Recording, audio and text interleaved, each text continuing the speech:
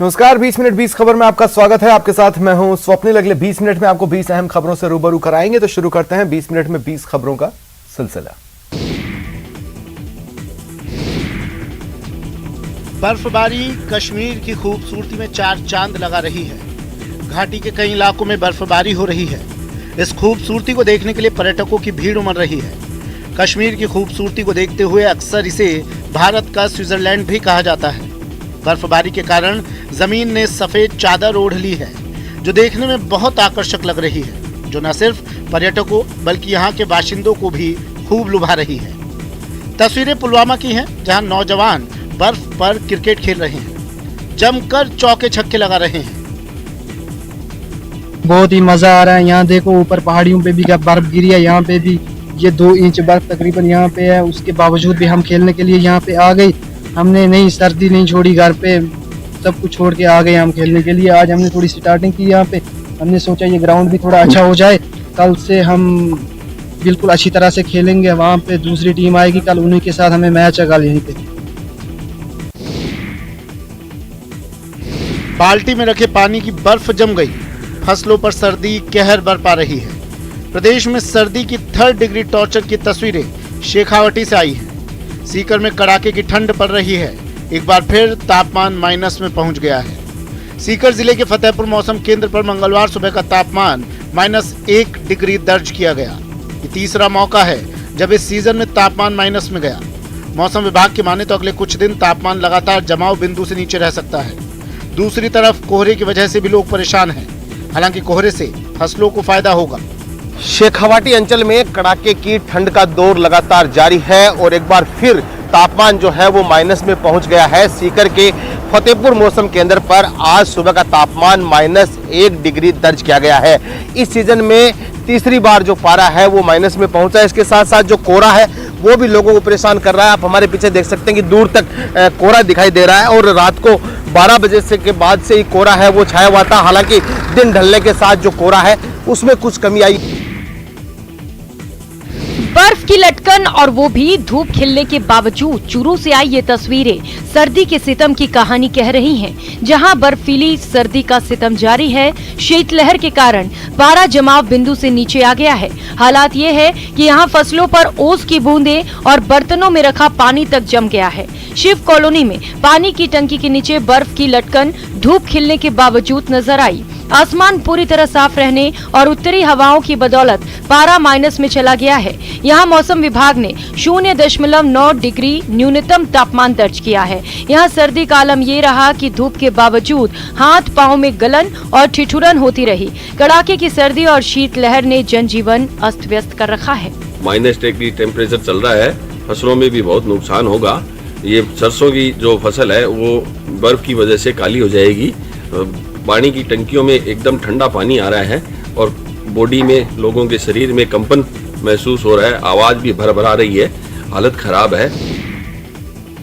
मोटी होती चली जा रही खेतों की दरारें और सेब, संतरे और अखरोट के टूटते पेड़ उत्तराखंड के चमोली में बड़ी तबाही दस्तक दे रही है।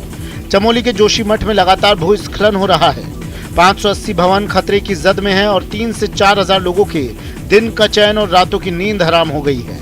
जोशीमठ में लगातार भूस्खलन बढ़ता जा रहा है और स्थिति इतनी ज्यादा खतरनाक हो गई है कि अब तो सेब के पेड़, माल्टे के पेड़, अखरोट के पेड़ तक टूटने लगे हैं। इस समय हम मनोहर बाग वार्ड में मौजूद हैं, यहाँ पे कपरवान मोहल्ले में, और आप देखिए ये सेब का पेड़ आप देख रहे हैं। जब हमने इससे पहले यहाँ पे स्टोरी कवर की थी तब ऐसी स्थिति नहीं थी, लेकिन अब धीरे धीरे सेब के पेड़ भी टूट रहे हैं और जो ये दरार है देखिए कितनी चौड़ी होती चली जा रही है। आप देखिए लगभग 2 से 2.5 फीट की जो ये दरार है ये अब बढ़ती चली जा रही है और इससे आने वाले समय में बड़ा नुकसान हो सकता है, ये अनुमान यहाँ पे लगाया जा रहा है। लोग डरे हुए हैं क्योंकि इन खेतों के नीचे बड़ी बस्ती है, वहाँ पे लोग रहते हैं छोटे छोटे बच्चों के साथ और अब स्थिति इतनी ज़्यादा खतरनाक हो गई है कि यहाँ लोगों में डर पैदा हो चुका है और कभी भी बड़ा हादसा हो सकता है। पिंजरे में बंद ये वही तेंदुआ है जो इलाके के लोगों के लिए बुरा ख्वाब बन गया था। जब इसके बाहर घूमने की खबर मिलती थी तो अच्छे घर में दुबक जाते थे और बहुत जरूरत पड़ने पर भी घर से बाहर निकलने का साहस नहीं जुटा पाते थे। नासिक में 10 साल के इस तेंदुए ने हाल ही में एक बच्चे को अपना शिकार बनाया था। लोगों ने वन विभाग को इसकी इत्तला दी थी। सुबह 8 बजे जैसे ही कॉल आया, इगतपुरी के तरेगांव यहाँ पे गांव है, तो वहाँ के रास्ते पे तेंदुआ घूमते हुए पाया गया। तो तुरंत हमारी रेस्क्यू टीम ने वहाँ पे जाके मुआयना किया, तो वो प्राइमरी इसमें हमें पता लगा कि वो कुछ बीमार होगा। तो हमने स्नेयर्स और इससे उसको ट्रैप करके अभी फर्दर जो ट्रीटमेंट है वो उसका अभी नासिक में किया जाएगा। तस्वीरें छत्तीसगढ़ के गरियाबंद से, जहां फिंगेश्वर शहर नदी मोड़ में 2 दंतैल हाथियों ने जमकर उत्पात मचाया। हाथियों की मौजूदगी के कारण इलाके में दहशत फैल गई। परसद कला में उत्पात मचाते हुए हाथी फिंगेश्वर नदी मोड़ होते हुए महासमुंद मुख्य मार्ग पर पहुंच गए। सड़क पर हाथियों के आने के चलते कई घंटे तक सड़क जाम रही। इधर वन विभाग की टीम ने लोगों को अलर्ट किया, लोगों को सुरक्षित स्थानों पर भेजा गया। हाथियों के कारण कई घंटों तक सड़क जाम रही। वन विभाग की टीम रात भर लोगों को अलर्ट करते रही। रात में ईंट भट्टों पर काम करने वाले लोगों को सुरक्षित स्थानों पर भेजा गया। सरगोड़ में हाथी घर के बड़ी में घुस गए, जिसकी वजह से लोगों को दहशत में रात गुजारनी पड़ी। फिलहाल हाथियों का मूवमेंट गुंडर देही की ओर है और वन विभाग इस पर नजर बनाए हुए है।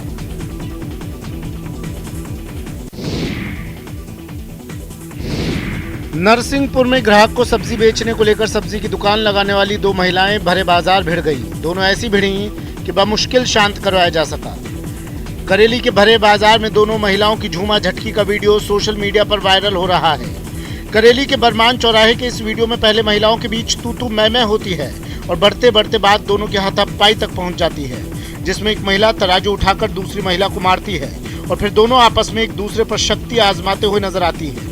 यहाँ मौजूद लोग दोनों महिलाओं के बीच बचाव करते हैं और बामुश्किल समझाइश के बाद दोनों को शांत करवाया जा सका।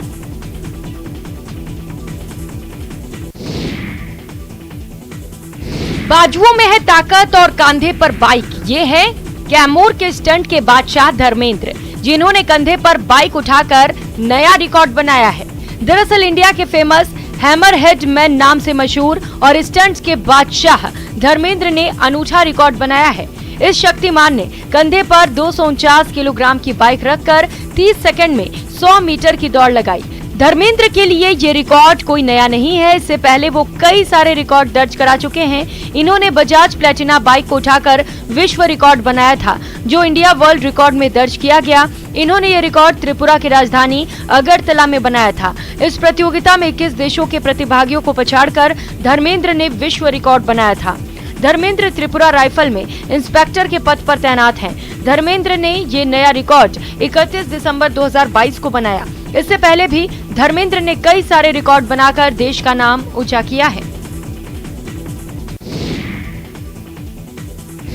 अब तक आपने कैदियों को जेलों में देखा होगा, लेकिन कोटा में सेंट्रल जेल के पास एक ऐसा पेट्रोल पंप शुरू हो चुका है, जहां कैदियों ने पेट्रोल और डीजल भरना शुरू कर दिया है। ये पंप ट्रायल बेसिस पर प्रारंभ किया गया है। पहले दिन जेल अधीक्षक परमजीत सिंह सिद्धू और उपाधीक्षक जसवंत सिंह ने वाहनों में पेट्रोल भरकर पंप की शुरुआत की। पहले दिन 6 घंटे में 72,000 रुपए का पेट्रोल और डीजल भरा गया। जेल अधीक्षक परमजीत सिंह सिद्धू के मुताबिक ओपन जेल के बंदियों को इस पंप पर लगाया गया है। पेट्रोल और डीजल की बिक्री से लाखों रुपए आमदनी होगी। इसे जेल और कैदियों के हित के उपयोग में लिया जाएगा। कैदियों के भी जीवन स्तर को सुधारने का ये अनूठा कदम माना जा रहा है। सेल का पेट्रोल पंप है, जो कि आशाइंदा जेल शॉप के माध्यम से संचालित है। आशाइंदा जेल सोसाइटी है हमारी, उसके मार्फत ये चलाया जा रहा है जेल विभाग के द्वारा। और इसमें खुलाबंदी शिविर के कोटा के बंदी कार्यरत हैं। वर्तमान में करीब 15 बंदी हमने इसमें काम में लेने चालू कर दी हैं। जिस कुएं के पानी को आप में से कुछ लोग बेहद सामान्य मान रहे होंगे, उसका पानी चमत्कारी माना जाता है। इतना ही नहीं, इसके लिए ठिठुरती ठंड में लोग मीलों का सफर तय कर यहाँ पहुँचते हैं। जी हाँ, वैसे तो जल को जीवन माना जाता है, लेकिन इस कुएं के पानी की बड़ी महिमा है। यूपी के बाराबंकी स्थित इस कुएं के बारे में किया जाने वाला दावा मेडिकल साइंस को भी हैरान किए हुए है। दावा किया जाता है कि कुएं के पानी से जॉइंडिस पूरी तरह ठीक हो जाता है। लोग रविवार और मंगलवार को दूर दूर से यहाँ पहुँचते हैं और कुएं के पानी से स्नान करने के बाद माता के मंदिर में पूजा अर्चना करते हैं। यहाँ नहाने से पीलिया खत्म हो जाती है। कुछ लोगों ने प्रमाण दिया इसका। फिर आप यहाँ आए? यहाँ आए। की मानता की यू है कि जैसे कांव ने पी लिया है, गोड़ हाथ पिरात हुए, लीवर भी गड़बड़ हुए, ये सब ठीक हो जाते हैं। और मैं पिछले 7 साल से साइकिल पर ये भारत भ्रमण पर निकला हुआ हूँ। और साइकिल पर ऐसे चलने के पीछे की वजह एक तो ये है कि इस काम के लिए मेरे को मेरे पिताजी ने बोला था कि भाई स्वदेशी के प्रचार प्रसार के लिए तुम एक साइकिल ले लो और देश भर में घूम जाओ। जिस दौर में लोग खुशी खुशी बहुराष्ट्रीय कंपनियों का सामान खरीद रहे हैं, महंगे प्रोडक्ट को खरीद कर इतरा रहे हैं, उस दौर में एक शख्स पिछले 7 सालों से साइकिल यात्रा कर देशवासियों को स्वदेशी का अर्थ समझा रहा है। हरियाणा के चरखी दादरी के रहने वाले तस्वीर फोगाट पिछले 7 सालों से भारत भ्रमण पर निकले हुए हैं। देशवासियों को समझा रहे हैं कि सिर्फ और सिर्फ स्वदेशी को अपना कर ही हम अपने सपनों का भारत बना सकते हैं। इस आज़ादी के लिए लाखों लाखों क्रांतिकारियों ने अपना सर्वस्व बलिदान कर दिया, लेकिन आज दुख और अफसोस की बात यह है कि इन लाखों क्रांतिकारियों में से कहीं किसी एक को भी आज कोई पूछने वाला नहीं है। तो हम तो घूम करके देश में एक माहौल बनाना चाहते हैं, मुहिम चलाना चाहते हैं कि आओ शहीदों को याद करें, शहीदों को सम्मान दें।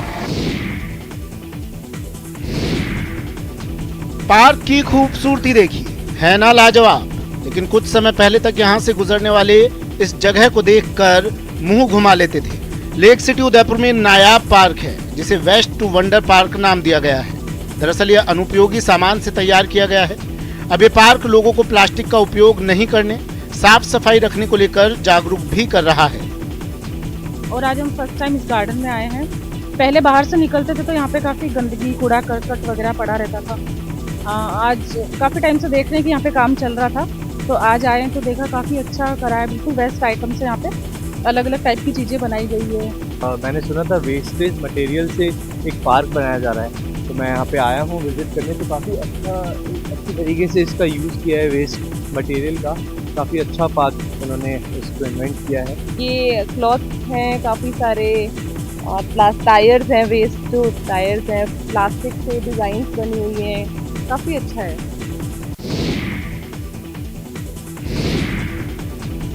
सांड को घेर कर कुछ नौजवान खड़े हैं। कुछ देर बाद सीटी बजाकर सांड को भड़काने का काम शुरू होता है। उसकी आंखों के आगे कपड़ा लहराया जाता है और सांड आक्रामक हो जाता है, लेकिन बंधे होने के कारण वो कुछ कर नहीं पाता। इसी तरह सांड को उकसाने के लिए, उसे आक्रामक बनाने के लिए, लड़ने भिड़ने के लायक बनाने के लिए तमाम उपाय किए जा रहे हैं। तस्वीरें तमिलनाडु के शिवकाशी की हैं। सांडों को विशेष आहार योजना के तहत ताजी घास, चावल की चोकर, काले और लाल चने की भूसी और भरपूर पानी पिलाकर जलीकट्टू उत्सव के लिए तैयार किया जा रहा है। सांडों को प्रदान किए जाने वाले भोजन में घास का एक बड़ा पैकेट, कपास के बीज और मकई से बना चारा भी शामिल है।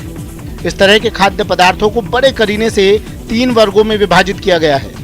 सुबह, दोपहर और शाम को सांडों को ये खाद्य पदार्थ प्रदान किए जाते हैं।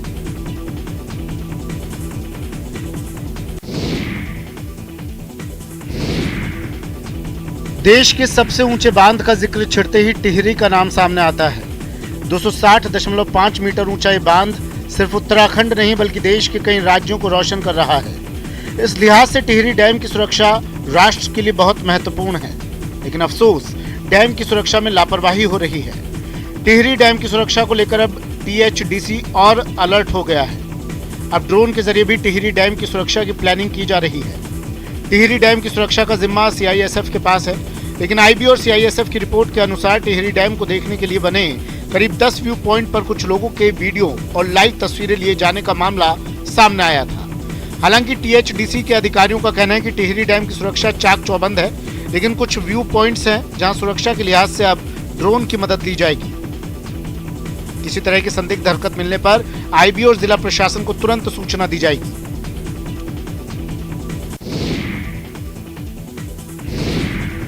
ये दंडवत यात्रा उस माँ के लिए जो औलाद के लिए सबसे बड़ा कवच होती है। संतान के बिना बोले उसे सुन लेती है। तभी तो कहा गया है कि माता कभी कुमाता नहीं हो सकती। सौभाग्य ये है कि कलयुग में भी कुछ बेटे त्रेता के श्रवण कुमार के दिखाए गए मार्ग पर चल रहे हैं, मातृभक्ति की मशाल जलाए हुए हैं। तस्वीरें लेक सिटी उदयपुर की है, जहां एक बेटे ने अपनी लकवाग्रस्त मां के ठीक होने पर शहर के खेमपुरा स्थित भोईवाड़ा से जगदीश मंदिर तक दंडवत यात्रा की। मिली जानकारी के मुताबिक भोईवाड़ा निवासी सुनील देवपुरा की मां काफी समय से बीमार थी। उन्होंने भगवान जगदीश से मां के ठीक होने की मन्नत मांगी और जब मां ठीक हो गई तो मन्नत के मुताबिक खेमपुरा से लेकर जगदीश मंदिर तक दंडवत यात्रा निकाली। इस दौरान कई क्षेत्रवासी भी उनके साथ मौजूद रहे। इससे पूर्व भी वे श्रवण कुमार की तरह अपने माँ बाप को टोकरी में बिठाकर जगदीश मंदिर तक लेकर जा चुके हैं।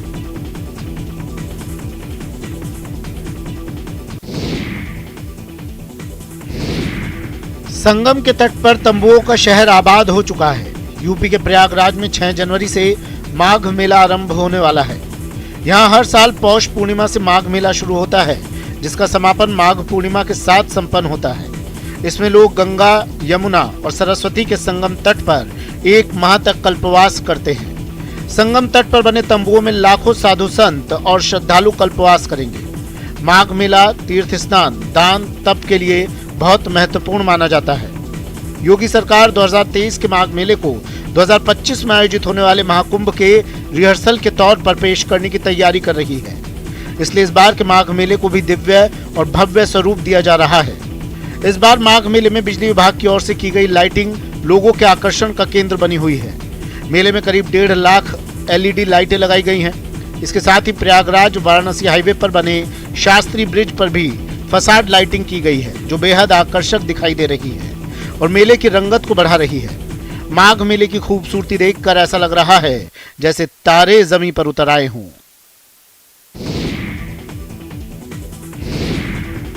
अपनी खास फ्लाइट अनाउंसमेंट के चलते सुर्खियों में रहने वाले पायलट मोहित तेवतिया एक बार फिर से अपने खास अंदाज के लिए चर्चा में हैं। उनका एक वीडियो जमकर वायरल हो रहा है, जिसमें तेवतिया को यात्रियों के सामने खड़े होकर अनाउंसमेंट करते देखा जा सकता है।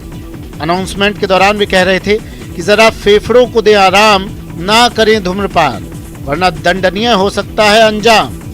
इसी तरह पोएटिक अंदाज में उन्होंने अपना अनाउंसमेंट पूरा किया। स्वागत है आप सभी का स्पाइस जेट में एज अ मेहमान। अब जिम्मेदारी हमारी करना आपका सम्मान। अगर हमने सहजता पूर्वक किया अपना काम तो अब से 1.25 घंटे में होगा गंतव्य पे प्रस्थान। तो जरा दे फेफड़ों को आराम और ना करे धूम्रपान, वरना दंडनीय हो सकता है अंजाम। अगर ऊंचाई की बात करें तो होगा 32,000 फीट का मुकाम, क्योंकि अगर और ऊपर गए तो शायद दिख सकते हैं भगवान। आज 850 किलोमीटर प्रति घंटे की गति से उड़ेगा ये विमान और सर्दी बहुत होगी बाहर। 0 से 47 डिग्री कम होगा तापमान। अगर मौसम खराब हो तो बांध कुर्सी की पेटी करे विश्राम, और कोई भी आवश्यकता हो तो बेझिझक करें विमान कर्मियों को परेशान।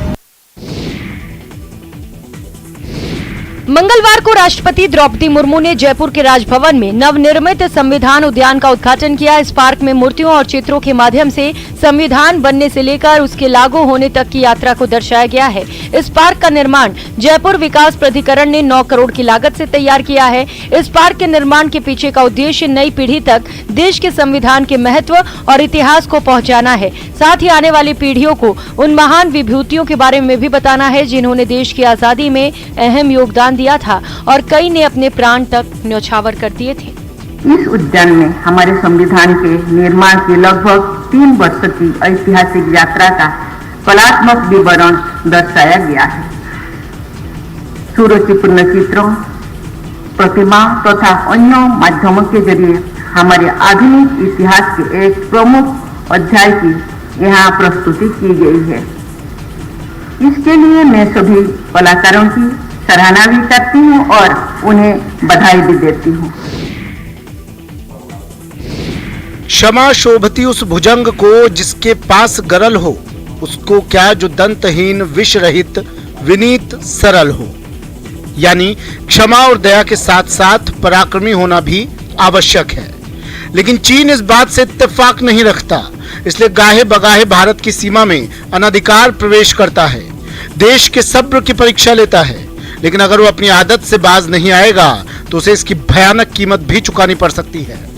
यदि कोई हमारी इस सदाशयता या शांति प्रियता को हमारी कमजोरी समझने लगे तो मैं उसे बताना चाहूंगा कि हम शांति के उपासक तो हैं ही, हम शक्ति के भी उपासक हैं। तवांग में भारत चीन के सैनिकों की झड़प के बाद पहली बार अरुणाचल प्रदेश पहुंचे रक्षा मंत्री राजनाथ सिंह ने देश की परंपरा की याद दिलाते हुए चीन को 2 टूक चेतावनी दी, सुधर जाओ वरना सुधार दिए जाओगे। यानी हम युद्ध में यकीन नहीं रखते, पर अगर हम पर युद्ध थोपा जाता है तो हमने उसका जमकर मुकाबला किया है और आगे करेंगे भी, इस पर भी हमारा पूरा यकीन है। बुलेट ट्रेन चलाती ये वो महिलाएं हैं जिन्हें देखने के लिए जमाना तरस गया था। पीढ़ियां संघर्ष करके थक चुकी थी। जी हाँ, जिस दौर में मुसलमानों की आबादी का एक हिस्सा हिजाब का समर्थन कर रहा है, उस दौर में सऊदी अरब की बेटियां बेड़ियों से आजाद हो रही हैं।